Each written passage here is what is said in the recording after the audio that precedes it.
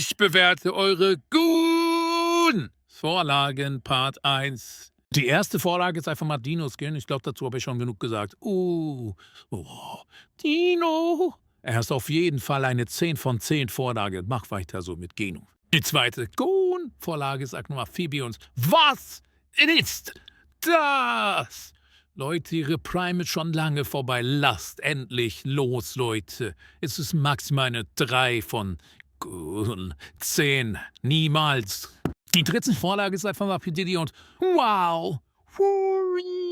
Du, bitte dein. Weil P. Diddy so, er ölt. Öl. Bei ihm geht's nur um Öl und das feiere ich. Es ist keine 10 von 10, weil er ist mir zu maskulin, aber es ist eine 8 von 10. Ja. Oh mein Gott, Leute, ich habe da das alle 3 Vorlagen einmal gegoont. Auf Phoebe war nicht so nice, aber okay. Leute, schreibt mir neue Vorlagen rein für den nächsten Part. Oh.